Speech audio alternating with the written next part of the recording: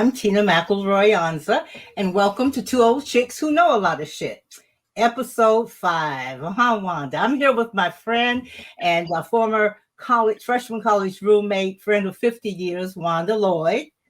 Hi, Hey, Wanda.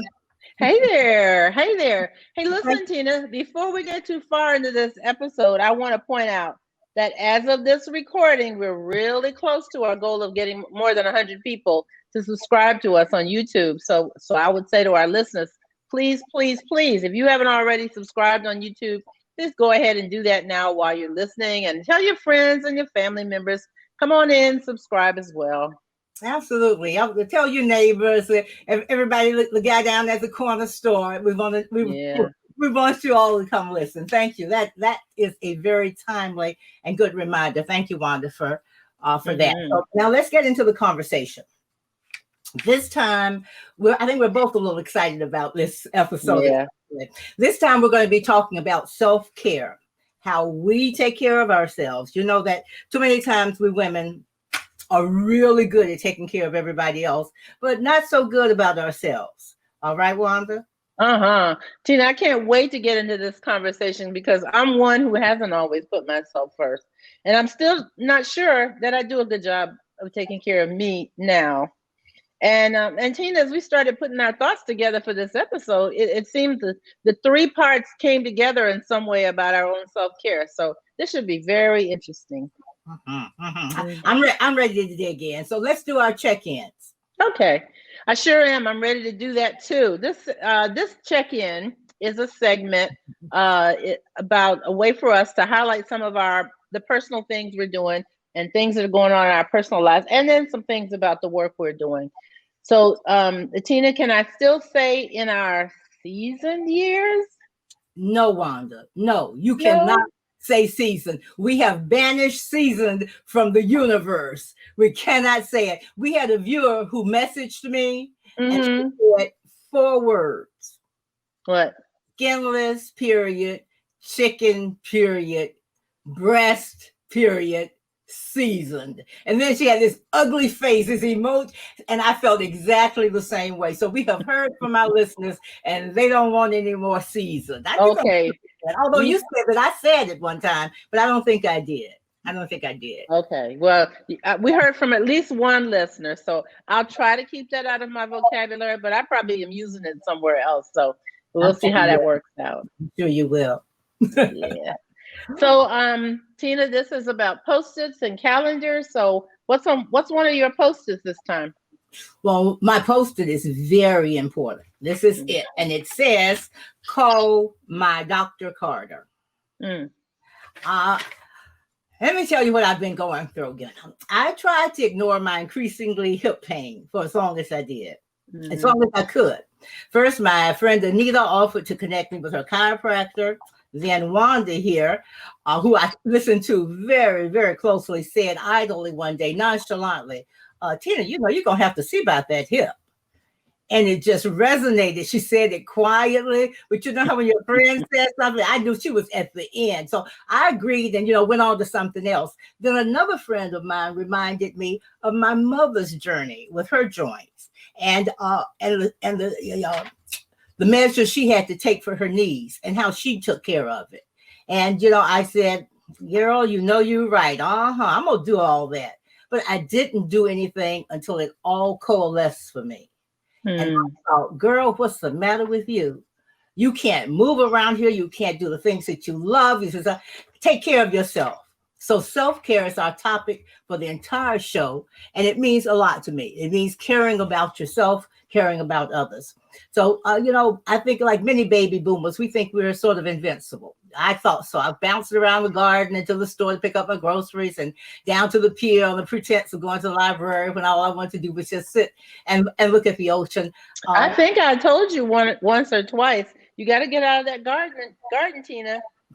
You're lifting heavy bags and dirt and putting stuff in the compost pile. So, we're women of a certain age. I'm not saying that word, of course. Thank you very much. I do appreciate that. Noted and appreciated. But finally, I knew it was time to check on myself, but for the medical professional. But I was busy and working on new books. I'll tell you about that later on in a later show. Starting a podcast, you should know, Meeting at the Table. Our collection is over Wanda's right shoulder. Our collection of essays by African American women that we published in November of, there we go, November of 2020. I seem to be having a renewed life and, blah, blah, blah, blah, blah. The bottom line is I put it off. That's what we do, ladies. We keep going like the Energizer Bunny sometimes. We thinking our batteries won't ever give out. But Tina, they eventually do, don't they? Our bodies tell us that, don't they? They sure do. I know they do. I know. And in my case, it's like podcaster, influencer, heal yourself. You go around talking about self-care and giving other people guidance or what I think is guidance. And I really wasn't paying attention to my own body and to my own life. So I really want to give a shout out to my friends and our listeners and to Spirit. Y'all all saw me and responded and urged me and pushed me and yanked me until I got some help. Y'all insisted on it. And I'm glad that you did. Thank you so much. Well, good. I'm glad you're feeling a little better, and I hope you continue to feel better. But we're gonna watch it. We're gonna watch it. We're gonna watch it. Isn't that nice? I love being watched. Thank you. I'm the baby of the family. You can't love me too much. That's me. So Wanda, we know that you love your Google Calendar as much as I love my Post-its. So what's on your Google Calendar this time? Okay, so suddenly my calendar has 3 things sort of coming together, 3 things that sort of tell us life is nothing but a circle, we call it the circle of life. Some are very happy and fulfilling, and then there's some things that, that can be sad. So this circle, or my circle, consists of the following: a wedding, a funeral, and a new baby. Doesn't that sound like a movie? Oh, I hope so. Yeah. Or a book. Who knows? It could be a book someday. There you go. Yeah. So first, I don't about this circle of life. Yeah. So this is my circle of life. So first, I don't think I've mentioned it yet that my daughter Shelby is getting married. Yeah. So we're planning a wedding in September 2021. Really happy about that. Love her fiance. But this is a busy time. Every day she calls me with 3 or 4, or sometimes I think yesterday she called me with 5 things to put on my list for wedding planning. Man, you are the busiest mother of the bride I have ever met, and I've met some, because Shelby keeps thinking you get things done too quickly, Wanda, and then it gives her time to think about, is that what it is? Oh gosh. Well, you see, I'm having as much fun with Wanda's daughter's wedding as she is, almost. Yeah. Well, I'm enjoying it. I'm really enjoying it, and I think she appreciates. We had a conversation today about how much she appreciates all the work that I'm helping her with. So that's a good thing. Yeah. So second, the funeral. So sadly, I got a call early one morning recently telling me that my Aunt Terry, who lives in another state, had passed away. Now, first, she just turned 93 years old a few days ago. So she had a long and full life. Her name was Terry Springer. Some of the old chicks that listen to us might recognize that name. Her married name was Walker, so Terry Springer Walker, and she was beautiful, statuesque, elegant, just a delightful person. She was a model for the Ebony Fashion Fair. In fact, she was the first dark-skinned model for Fashion Fair. So before Wanda, I remember her. I remember her Do you? name. Oh, I remember her pictures. The Fashion Fair would come to Macon, Georgia, which is my town, whenever it would come. And that was a big deal because, we weren't Atlanta and we weren't Savannah. We were Macon, and these beautiful, elegant women. And I remember her, and I remember the promotion, the talk was that she was the first dark skin. Right. Yeah. Which reflects on all of us. We'll talk about that sometime later as well. But I remember how beautiful she was. She was beautiful. Yeah, she was. So, before Mom, before Naomi Campbell, before any of the other darker skin models. Terry Springer was it. But back to the calendar, even though she was living in Ohio, the family will be bringing her body to Savannah to be buried next to her beloved husband, my Uncle Watson. So I'll be planning the burial part of all of this celebration of her life. So that's the second part of the circle that's on my calendar. Mm-hmm. And then the third part, number 3, is not exactly news about my family, but Tina, you know how people come into your life and you informally adopt them? Yes, You know, they just become your children or your cousin or something like that. So when we moved to Savannah, our dear friends, April and McHale, young couple, called my husband and me Mama Lloyd and Papa Lloyd. They still call us that. They've moved to Nashville a couple of years ago. They had a job change that sent them to Nashville, a wonderful job change. And I got to go to Nashville briefly for my book tour last year for my memoir. And they were one of the first people that I saw, and we just hugged and hugged and hugged. Now they're having a baby. And so it's on my calendar, an invitation to a virtual baby shower. So the actual reminder was just to go ahead and order the gift for the baby so it can get there in time for the shower. So those are the 3 things: a wedding, a funeral, and a baby. The circle of life. Huh? Yeah. Mm-hmm. That's good. Yeah, you're blessed to have that.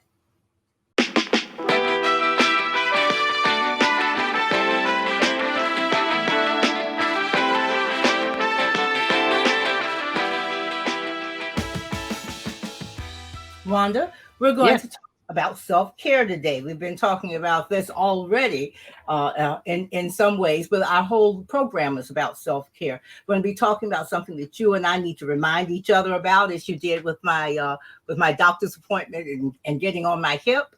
And as you know, these 2 old chicks have been working and Zooming and caregiving in the last few years. And we've been writing and editing and publishing books and helping others write, other writers, and speaking to dozens of groups like universities and book clubs and book festivals. Oh, we love book festivals. I miss book festivals so much. Oh gosh, we're going to go on book festivals, Wanda, I promise. Okay. Yeah. You know, the list I did virtual book festivals last year, but I never got to go to a real one. I missed that. You know, that's really where you meet other writers, and you don't see them, you know, in your day-to-day life. We're scattered all over everywhere. But in book festivals, you know, I think the partying, and it's mild partying, the partying and the get together is as important to the writers as the writers being there are important to the readers. Yeah, I kind of anticipated very much like what we did in journalism, because I would go to journalism conferences, and it's the same thing. You know, the big thing, we would go to workshops, but the big thing was just the networking that we did with other journalists. So I really look forward to it. You know, the camaraderie, you know, that we're in this together. We all understand each other. It is very nice. Very good. Yeah. Well, Wanda. So from time to time, I hear you and you hear me when we say, what are you doing to take care of you?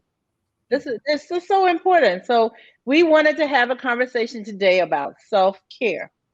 Tina, I had 2 role models that taught me to take some time from me, that pampering myself was a way to take a break from the rat race of working long hours or taking care of the people around me.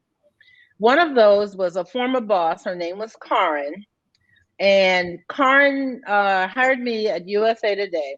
And as a deputy managing editor, I had a weekly deadline every Thursday at 11:30, because we were preparing for a meeting that would take place, a planning meeting to plan our stories for the next week. And this meeting would take place every Thursday at noon. And so I had to have my budget, my list of all the stories for the week ready, and make copies of it and get it to the conference room where we were going to have this meeting. So every Thursday, I needed input from Karen. I needed to say, what about this, or what about that, or what do you think we should do about that? And every Thursday at 11 o'clock, I would go looking for her, and I was like, you know what it's like to be on deadline. You know, I got 30 minutes, I got to get this done. I got 15 minutes, I got to get this done. Oh my God!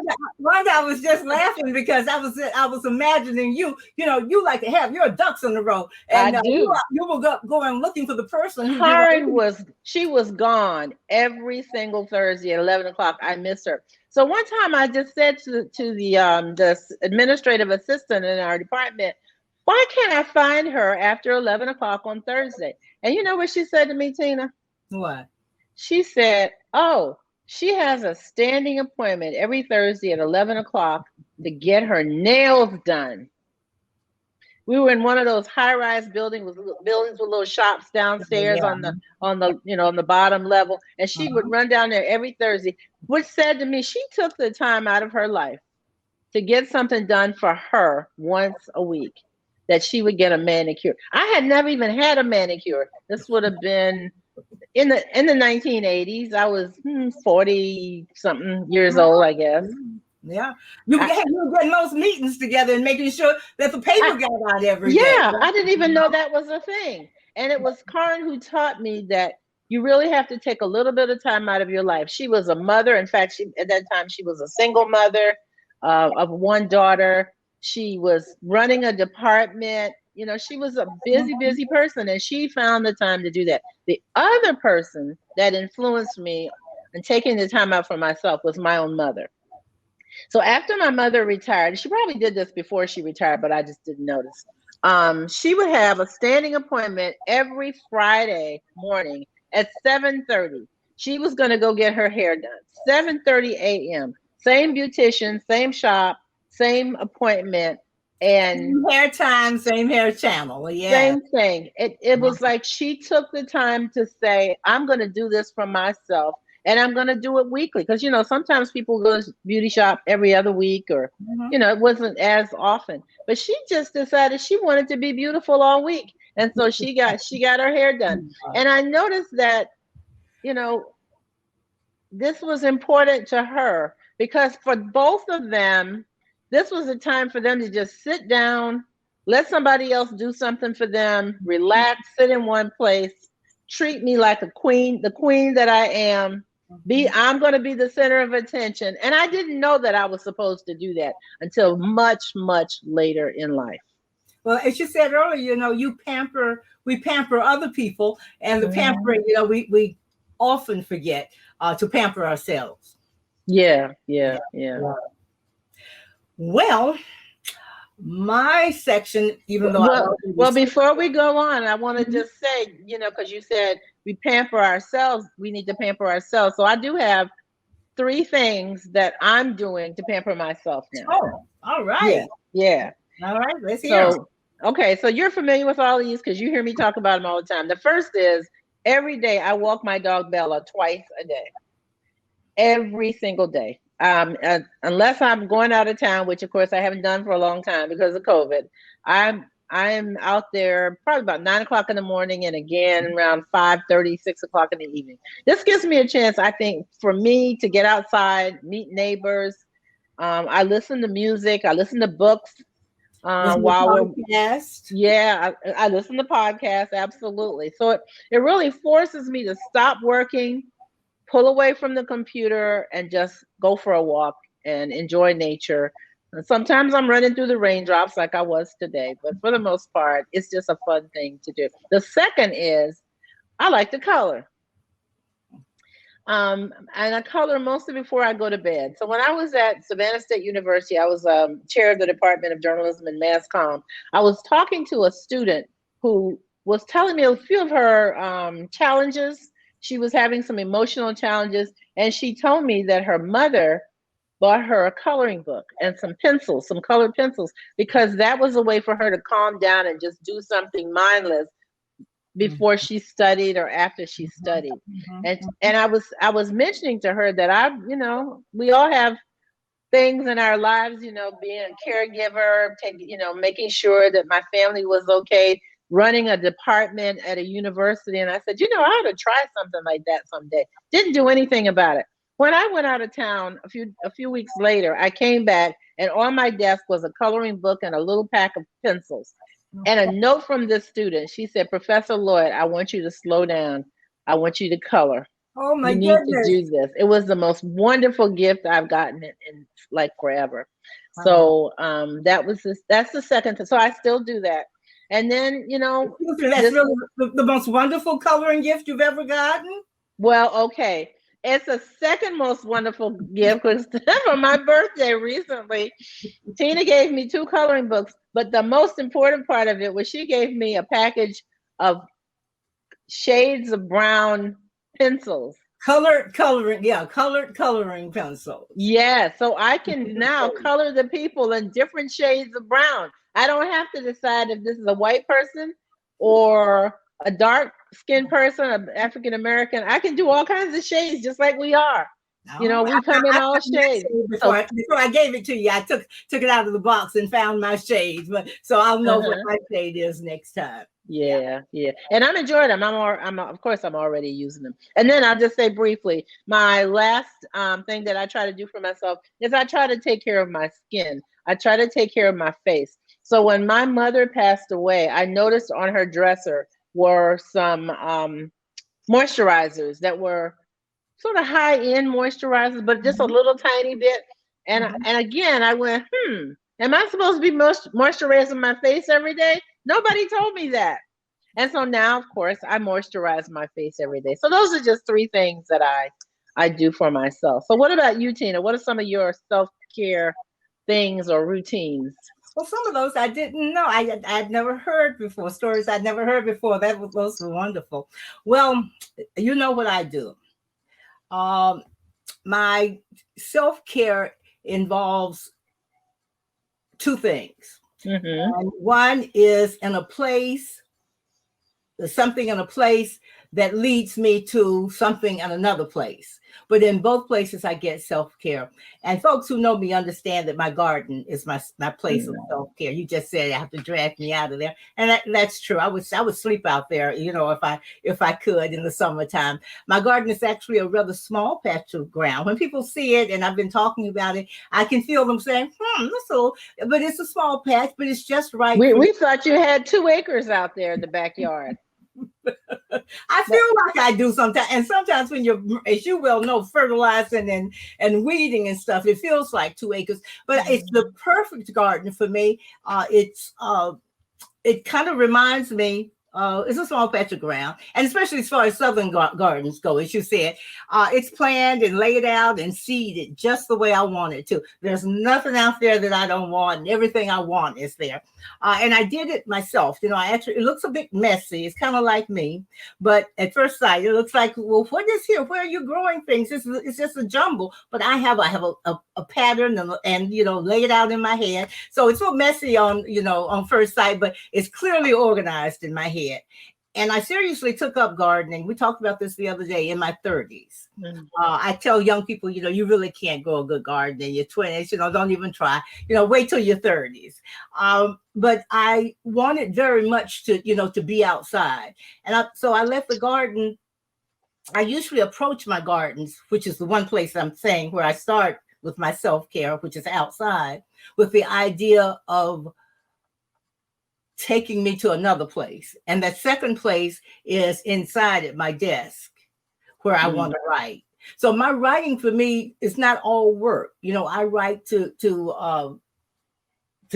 a journal. I write to, put things down that I want to remember. I write on my Post-it, notes. I write all the time, and I don't always know where it's going to go. Sometimes I don't know whether it's going to be, fiction or nonfiction, but writing is where I want to get to. And so what I do is I find that getting out in the garden gives me this sort of freedom to think, let my mind go, let my imagination and my memory, and my thoughts, characterizations of other people. And because I'm doing sort of heavy work, mindless, sometimes heavy work, it allows my brain to be free. It really is an amazing thing that, you sort of wear your body out and your brain goes free. So that's my second stage, is my creativity and my writing. So it's my garden, which is my first stage of self-care that leads me outside, that leads me, to my writing. Many young writers, neophytes, will ask, this is a question they ask all the time, Wanda. I know you've heard it,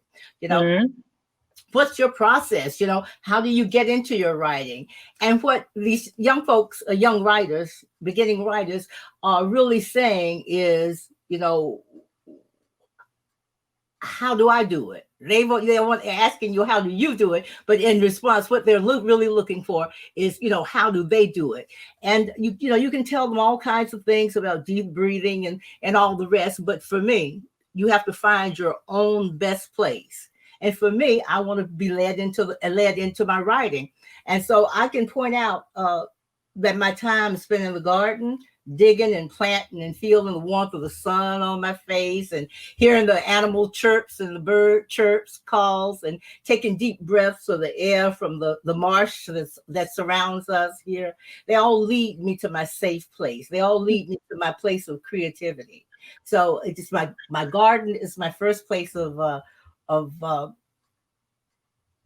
self-care. My first spot of self-care. Being outside is part of that too. But I also like part of my self-care is being quiet inside and writing from what I've gotten from when I've been out in the garden, the ideas that have come to me out in the garden.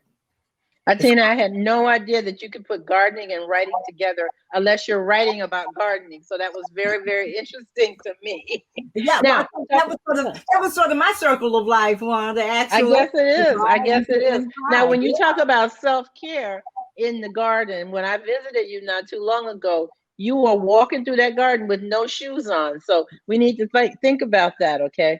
You may need to put some shoes on at some point. Be careful. I know. I was talking to my neighbor one day, and it was fallish. It was cool, and we were out on the road, and we were just chatting, and she looked down and she said, "Tina, where are your shoes?" And she said it just like she was my mama. And I said, "They're inside." And I had to go in and put on my shoes. So thank you for that reminder. Yeah. Okay. You know me. I'm going to remind you. Yeah. So, Tina, we asked some of our followers on social media to tell us about some of their own self-care habits. We just kind of threw it out there, sent them in some cases. I think you sent people personal notes. We posted it on our social media. So, let's go ahead and share some of the self-care things that some of our followers do. We got some great suggestions. We really did. And some that brought up questions even with us. Oh, well, what do you know? How much she does that? Michelle said, we're using first names. Michelle said her self-care is to calm down and take care of myself. She sketches in pastels and charcoals, and she paints in oils. And she takes a virtual art class on Saturdays. That's her self-care. Okay. Tanisha said her self-care includes having a totally unscheduled day doing whatever she wants to do. I guess that means one day a week. This might include watching movies, reading a book, or doing nothing at all. I like that nothing at all part. I aspire to get to that. Yeah, you do find yourself jumping up to do stuff when you're even giving yourself that time. Okay, Jenny said her self-care can be so many things, but for her, this includes taking care of her mental, physical, and financial health. This may also include doing yoga, meditating, weight training, and continuous financial literacy. Yeah, I love that, Tina, because I too believe in financial literacy. So I never would have thought of it as self-care, but it is, because you got to take care of yourself so you have enough money when you get to be an old chick. Or what do we call a guy who's old? What are we going to call them? We're the chicks. Old dudes, I think. We haven't much time into their names as we put it. Right? But what you were saying is so true about financial literacy. That's so much a part of self-care, because so much of our anxiety that Americans have is about financial situations, financial troubles. And just when if you're living from paycheck to paycheck, you have that anxiety almost every month. Is there going to paycheck to no check? Paycheck to no check. Or if you have children, oh my goodness! Every time I see young people shopping in the grocery store, I think, God, these kids are. I think everybody found that out during shutdown. These kids eat all day long. So I mean, that I'm sure that's on parents' minds. Right. I'm not going to have enough. And that kind of anxiety, is the opposite of self-care. Yeah. So Dawn said she likes to exercise. She rides a bike, and she just got a squat. Oh my gosh, this hurts me just to say it. A squat assist machine that also mimics rowing. I'm going to say that again, a squat assist machine. I can't even visualize what that looks like. She said, I have an outdoor bike, but I've mostly been using my indoor bike. I try to push my body. And she said, exercise helps settle my spirit. Well, that's true. We hear that from a lot of people. The move, even in what you were talking about in walking Bella every day, that exercise. But she also says it's a squat assist machine that also mimics rowing. So we don't only have the squat action going on. We've got the rowing. Okay, good for you. Good for you, Don. I know, right? Shelby. Oh, Shelby said something. Shelby girl said, here are a few from me and my younger coworkers. Baths with candles and tea. Shopping online. I'm good on that one. Adult coloring. She must have learned that from me. Yeah. Crafting, video games. And I love this one. This is so Shelby. I also like to visit my local wine tasting room at least once a month and taste 2-ounce pours of the new bottles. Yeah, that one didn't surprise me. But guess what did surprise me? Video games. I have never seen that child play video games. So I learned something about my own daughter. Isn't that something? Video games. Who do we have up next? Okay, Marsha says she enjoys spiritual meditation. That would be 10 minutes of no thought while she bonds with nature. And she says, of course, she drinks a lot of water for cleansing, which is something we all should do all the time. Ellen, this is someone I know, said that she gardens, that she reads, and she said, I pour a lot of time and energy into my grandson, Jack. I love Jack. Jack's my friend. Honestly, he has been my savior, she said. I don't know what I would have done to really put my energy, I would have had to really put my energy into if I didn't have Jack. Otherwise, I think that the turbulence of the last few years would have eaten me up. Sheila says she takes long walks, girl after my own heart. She eats well, she exercises, and she starts her day with a positive attitude of gratitude. That's a great one. Thank you.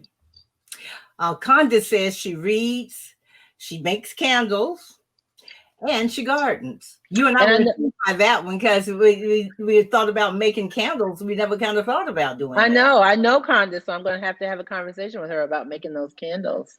Yeah.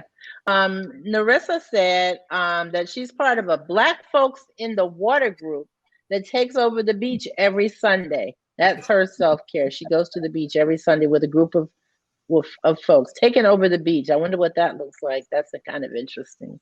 It is very interesting, but it speaks to our history as Black people, especially in the South, where we were chased away from beaches. That's why it's so interesting to have an African American beach or a beach off in Tybee Island. Was it Tybee?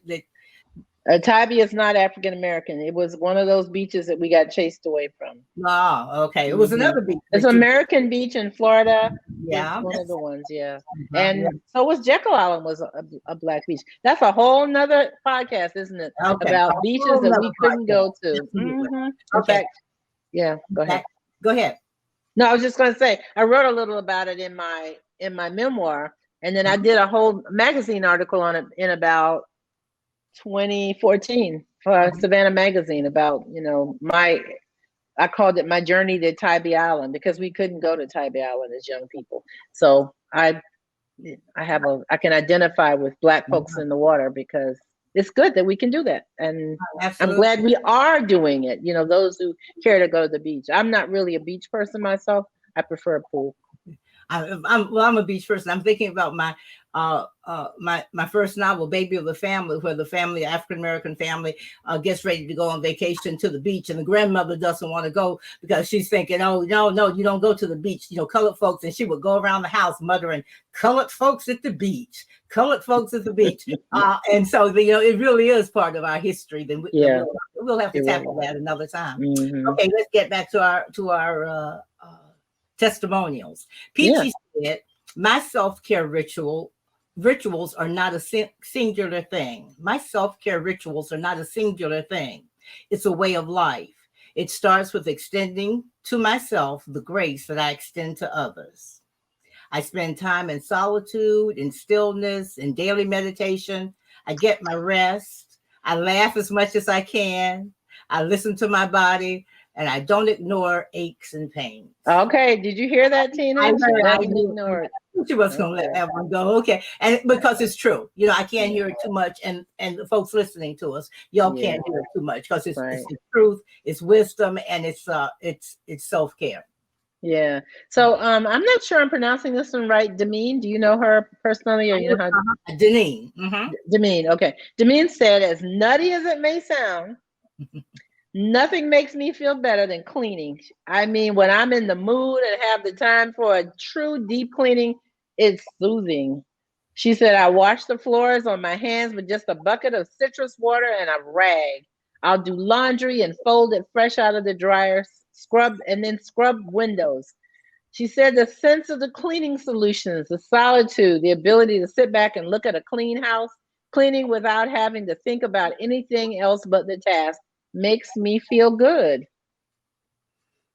Well, we were surprised at that one. Yeah. Absolutely, because cleaning is not that's work. High. Yeah, it's not high. Yeah, that's work. That's not high on our scale. But after that came in, I started thinking that in the wintertime, I do like to wash dishes by hand. There is something soothing about that. Some people like to think while they iron because it's sort of mindless work. But Deneen is saying that she does it very mindfully, not as mindless work. She likes how lovely, how nice. Okay. I'm sorry, I lost my face. Oh, Shay is up next. Yes. Shay said, I take at least one day a week as a silent day. I put my name on the calendar. I don't talk on the phone. I don't do any mail or any texting, only in a limited way. In the late afternoon, I do some texting. No TV. I sit with myself in the quiet and I listen. That's nice. I wish I could do that. That would be nice. I'll take this last one, Tina. Crystal, if that's okay. Crystal is in her 30s, and she said her self-care regimen includes several things. She listed a few things. She said, I give myself permission to move at the pace that makes me feel the most present in my body and in space.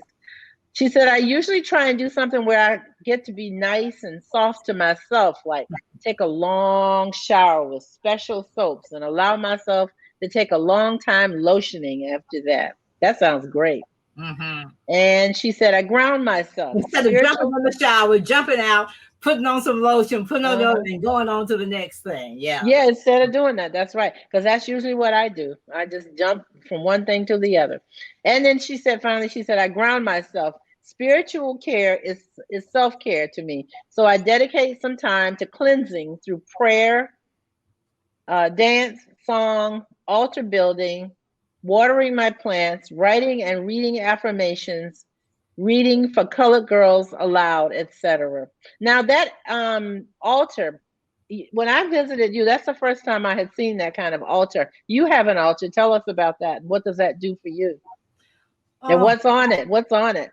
My altar, I have had altars in my house since I was 40. I think maybe around 40. And my altars, we're such organic creatures. Women are such organic creatures. My altar came about organically. I don't think I was setting out to put an altar, to create an altar, but in my office, I had a little table that I just had a lamp on and some other things. And I started just I put a white candle on there and lit that, for clarity. You do that for clarity and for cleansing. And I had pictures of my mom and, my grandmother and other people. And I just said, I think I'll put those on the altar. They'll remind me to think of them. And then I would put other things, on there, things that that were important to me, things that I would like for spirit to take a look at. Sometimes it would be about me, or sometimes it would be a letter from somebody that I couldn't help, that I couldn't do anything about. And so, I put it on the altar. The altar that you saw here, I also put my works and the works of my friends on the altar. You want me to tell the story about your book? This book? Obviously she did, so she holds it up. But when Wanda was visiting me midsummer, a few weeks ago, we were sitting there talking. I had a new sofa, so I knew I was proud of my new sofa and happy that I had someone to stretch out with my girlfriend and get comfortable. And she looked up and she said, what's that? And I said, well, that's kind of my altar. And there were books under a lamp. And so she said she was looking at sort of the books, and I knew she saw her book there. And then she saw Meeting at the Table was there, and some other books. One from my girlfriend who just had a book out. Thank you, Meeting at the Table. And so I was telling her I had put this up there, and I kind of hesitated because I almost didn't tell her. I said, well, I'll tell you what happened. This isn't really my real altar, but I put your book, Coming Full Circle, on when it was being written. I put it on a Post-it and I put it there, and I said, oh, okay, that's interesting. I'll put that there and give that some light. And then when the book came out, I switched it out. I switched out the galleys, and then I switched out the hardcover when the hardcover came out. And girl, I started noticing you were popping. You were being invited here. You were being invited there. Oh, they wanted to talk about Coming Full Circle on TV. Jim Crow became the word. We had never heard of Crow in the last 40 years. Then all of a sudden it was Jim Crow. I looked at my altar one day and I said, Tina, have you lost your mind? I went and got Baby of the Family, my first novel. I went and got my latest novel. I put it up there. I put a poster for the book that I'm writing on now. I just wrote it on the poster and stuck it up there. But I had to tell Wanda, she really was the reason that we have that. It's in the living room. I have that sort of mini altar in the living room because I saw spirit at work, and I said, I'm gonna get trained. Would you say that's kind of a self-care because you're thinking about it and you're blessing it? It's very much. I have two. I have lots. We all have lots of morning rituals, but two of my rituals is to turn on the light there in the living room over that altar, and I say just good things about it. I'm grateful. Oh, I'm so grateful for things that happen to you. I'm grateful for things that happen to me. I try to have gratitude as well as please in there. And so there's a light, and you just touch it. It's one of the touch lights, like and so I wake up every morning and I touch that, open up, and it's time for me to give treats to the cats. And then I come into my office and I have another touch light at the altar that that I have in my office, and I touch that and look outside and give gratitude for that. So it is a ritual. I hadn't really thought about that, and it's very much self-care because it gets my day off. With as one of our respondees said, an attitude of gratitude. Right, exactly.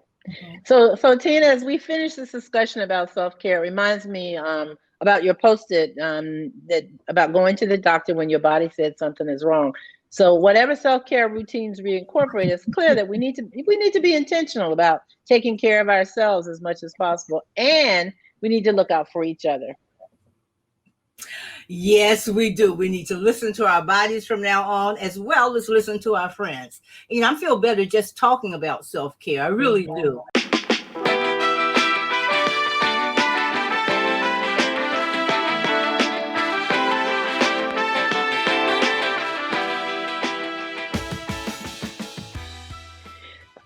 We have lived long enough to know a lot of stuff. So we love this last segment. We call it Dropping Some Wisdom. And we still hear from our listeners who say, man, this is the best part of the show. We love this. So Tina, you go first. What's your wisdom this time? I'm laughing, listeners, because Wanda loves this section. Before we got feedback about it, she loved it from the beginning because she came up with dropping some wisdom. And oh yeah, she thought she was so cool with that one. It is kind of cool. It is. Yeah. You deserve to take a bow for that one. So we're dropping some wisdom. My wisdom this time is you can't see the picture when you're inside the frame.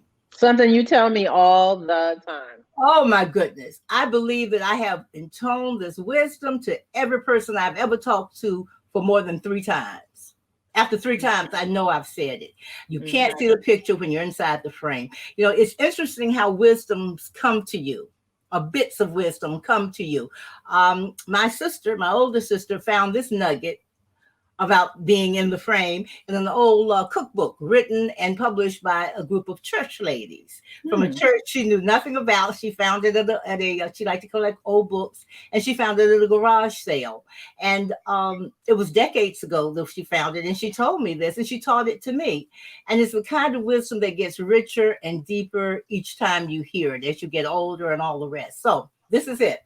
Imagine a frame painting on the wall, on a bare wall, that includes your image and your situation, whatever you're going through, probably chaos, anxiety, confusion. When you're looking for some kind of clarity. Now, leaving the painting behind, step out of the frame. You're leaving behind the picture. Your situation is still there. You step out of the frame, walk a few steps, and turn around. You're outside the frame. Before, you just had one view, and clearly that view wasn't getting you anywhere. You step outside the frame, you step outside whatever your situation is, and all of a sudden you have perspective, and you can see this person over here trying to help you who's not even in the frame, or somebody you went to school with. It is such a good lesson in perspective. You won't be able to see the entire picture when you're inside the frame, when you're inside the picture. But when you're out, that's when you can really see what's going on. I've had so many people call me back, because I've told it to folks, like, when I'm calling about my telephone bill or something, if, me, I'll start a conversation with anybody. And many times my little schoolgirls, little schoolboys will say, they'll hear maybe, I guess, acceptance or kindness or something in my voice. And they'll say, "Oh, Miss Tina," they take that. I didn't tell them they could call me that, but they said, "Miss Tina, I've been having this, you sound like you." And I pulled this one out. I said, you just can't see what's going on.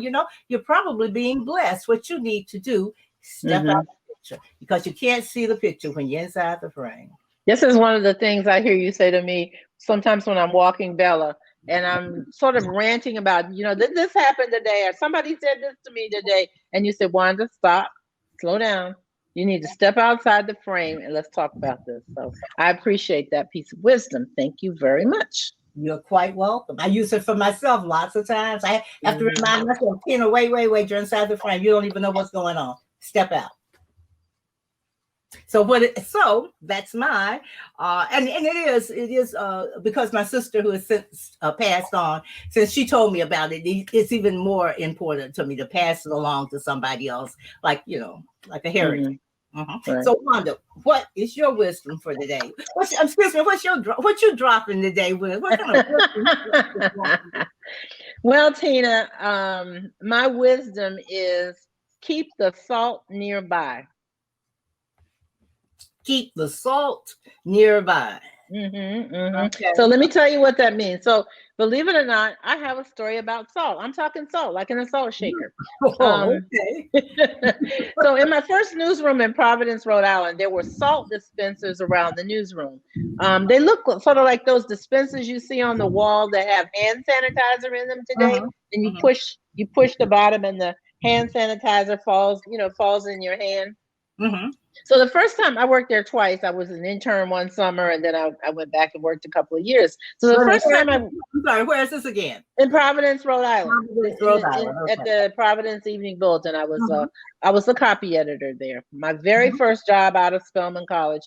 That's what I did. So the first time I worked there, in the summer, I immediately noticed that the windows were open all the time. There was no air conditioning in the building. And I'm not even sure we needed it up there. There probably were maybe 10 days out of the summer that it got kind of hot. But the rest of the time, you just open the window. So so we had these salt dispensers, and as I said, you put your hand under them and the salt comes out. That was because I asked about it, and I was told, well, on really hot days, because we don't have air conditioning, you want to be sure you prevent cramping, like the limbs. Yeah. Yeah. So the other night, it's about 2 o'clock in the morning, and I'm sure our listeners have had this experience. And for those of you who are medical professionals, I take, I have not been to medical school, so don't blame me if this doesn't work medically, but it works for me and the people I've told about it. Right. And so I got a cramp in my right leg. It woke me up. It hurt so bad, it woke me up. And as much as I tried to suppress the pain, I moved my leg around and I kept praying, God help me. I need to stop this pain. Yeah. What I needed was some salt. And I used to keep salt by the bed in a little packet, but I don't know, for the last, year or so, I just forgot to put salt. The kind you get from the restaurant with Take out, little salt and pepper. Yeah, like in the napkin and the fork and the knife and all that. I would just save some of those salt packets and keep it near the bed. And so then after a while, the pain in the right leg went to the left leg. So I was dragging myself down the hall to go get the salt shaker and put some salt in. And as soon as I put the salt on my tongue, I just kind of threw it up there. The pain went away. It works for me every single time. It's never not worked. Then I drank some water behind that, and then I grabbed. I had some salt packets in the kitchen, so I took some to the bedroom. Didn't even need them the rest of the night. I went back to sleep. Haven't needed it since. So that's my wisdom today: is keep the salt nearby, just in case you start cramping up in your limbs. That's amazing. That again, there's so many we call them old wives' tale, or but they are. That's sort of a cramp hack. A hack. Yeah. Cramp hack. Yeah. So I hope that helps. I hope that helps someone. It will. We're gonna get cards and letters. As soon as, like learning a new word, as soon as you learn something, you have to use it. That was a good one. You're dropping some wisdom, Wanda. Thank you.